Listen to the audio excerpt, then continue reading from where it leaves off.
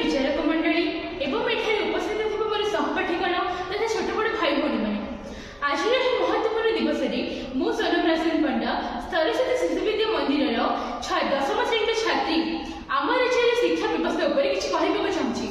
एथिरे किछि त्रुटि रहिले मो त्रुटि को क्षमा करबे। शिक्षा संस्कृत भाषा रे शिक्षार अर्थ साहस खातिर अनेक।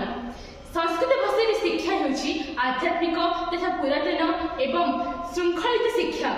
आम प्राचीन भारत में शिक्षार अर्थ होछि गोटे व्यक्ति तथा मानवर जीवन तथा तार मानसिक को श्रृंखलित करी ज्ञान आहरण कराइबा होछि प्रकृत शिक्षार संज्ञा। जीवन सहित शिक्षा ओतप्रोत भाव जड़ित। जीवन बिना शिक्षा तथा उन्नत जीवन संभव नुहे। जेभଳି मत्स्य बिना जल ठीक सेही भଳି शिक्षा बिना जीवन असंभव। शिक्षा द्वारा मनुष्य सार्वभौम उन्नति हेबारे सामर्थ्य होइथाय। शिक्षा भारतीय नागरिक मानकर मौलिक अधिकार होछि शिक्षा। एही शिक्षा द्वारा नागरिक माने उन्नत हेबा संगे संगे निज समाज को उन्नत करिबारे सहायता करिथांती। किंतु वर्तमान समाज रे वर्तमान समय रे एही शिक्षा आम राज्य रे अत्यंत दुर्बल तथा दुर्विषह काहेकि एहे होछि मोर प्रथम प्रश्न। एहार मूल रे रहिछि व्यवसाय। आज शिक्षा नुहे, आज शिक्षा होछि व्यवसाय। कारण प्रत्येक ज्ञानी गुणी व्यक्ति मान साब्यस्त करछन्ति जे जो मानक क्षेत्र में आज समाज में जो माने अर्थ लोभ करथांती अर्थ जो मानक पाखरे पैसा अछि से माने उन्नत धरणर शिक्षा प्राप्त योग्य होइछन्ति एवं जो मानक पाखरे पैसा नै से माने कोन उन्नत धरणर शिक्षा रे प्राप्त हेबा पे प्रयोज्य नहंती। एहा होछि मोर द्वितीय प्रश्न।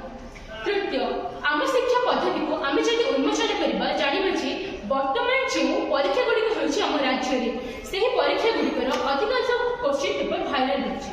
एहा द्वारा कोन होछि? एहा द्वारा आमर शिक्षार्थी मानकर मन बड़ दुर्बल होइछि। सेमान शिक्षा पद्धतिर मेरुदंड भांगुछि। कारण गोटे विद्यार्थी परीक्षा रे निजको ठीक बोली साब्यस्त करबा पई एवं परीक्षा 100% नंबर रखिबा पई अनेक दिन राति एक करी अक्लांत परिश्रम करिथाय। किंतु जेतेबेले से जानिते से दबाकु जाउथबा परीक्षा प्रश्नपत्र वायरल होइछि सही समय रे तार मनोबल दुर्बल होइथाय एवं सही शिक्षार्थी सही विद्यार्थी को उभय मन तथा मस्तिष्क क्षेत्र में गभीर आघात लगिथाय। यह होछि मोर तृतीय प्रश्न जे आम राज्य रे तथा आम देश रे हेउथबा परीक्षा अधिकांश परीक्षा प्रश्नपत्र गुडी काहे वायरल होछि तथा आमर प्रश्नपत्र गुडी काहे लीक होछि। प्रत्येक पितामातांकर स्वप्न थाए जे निजर संतति माने निजर संतान माने केही डॉक्टर होंतु केही इंजीनियर होंतु केही कलेक्टर होंतु किबा केही लेक्चर होंतु।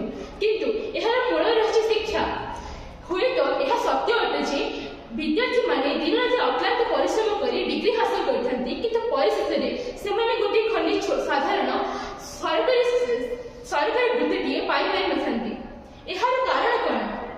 एहार कारण होछि आम राज्य रे शिक्षा पद्धति को अत्यंत गुरुतर मन कर जाउ नहीं। एहा होछि एहार मुख्य कारण।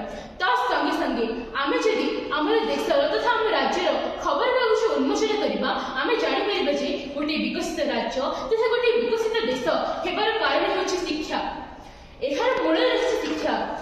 शिक्षा द्वारा व्यक्ति निजको उन्नतशील करबा संगे संगे निज समाज को तथा निज राज्य को तथा निज देश को मध्य समाज तथा उन्नतशील करिबारे सहायता करिथाय। एहा प्रत्येक गुणी ज्ञानी व्यक्ति मानकर मत से मत प्रकाश करछन्ते जे जो देशर शिक्षा पद्धति तथा जो राज्यर शिक्षा पद्धति जेते उन्नततर सेही देश सेते विकसित एवं सेही राज्य तथा देशर लोक माने सेते विकसित होइछन्ति सेते निजको उन्नत करिछन्ति एवं निज समाज को विकासोन्मुखी देश रूपे परिगणित करिछन्ति। आमे तुलना करिबार जे आम विश्व रे किबा राष्ट्र गुडिक तथा युक्तराष्ट्र अमेरिका रूसिया एवं चाइना एभली राष्ट्र गुडिक काहे विकसित? कारण से शिक्षा पद्धति रे अधिक उन्नति आनिछन्ति। आमे अपरित क्षेत्र रे आमे जानि पारे जे आम देश तथा भारत आम राज्य तथा ओडिशा काहे वर्तमान विकासोन्मुखी देश तथा राज्य में परिगणित होछि। कारण एही क्षेत्र रे एही राज्य तथा देश क्षेत्र रे शिक्षा पद्धति को अत्यंत गुरुतर मन करा जाय नहीं। यह होछि एहार मुख्य कारण।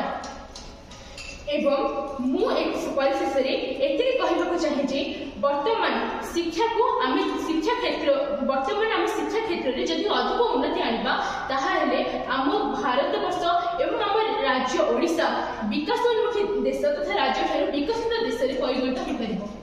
बहु गुणी ज्ञानी व्यक्ति माने मत साब्यस्त करिसेंति जे शिक्षा होछि एपरि एक माध्यम जहा द्वारा मनुष्य निजको सार्वभौम उन्नति करबा संगे संगे निज समाज को उन्नति करिबो एवं निज राष्ट्र को उन्नति करबा संगे संगे समग्र विश्व में निज राष्ट्र को अद्वितीय देश भाव तथा अद्वितीय राष्ट्र भाव परिगणित करि पारिबो।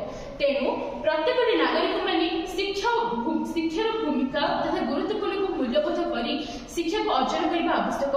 यह द्वारा प्रत्येक मनुष्य निजक उन्नत करने संगे संगे निज देश तथा निज राष्ट्र को उन्नत कर विश्व प्रसिद्ध कर।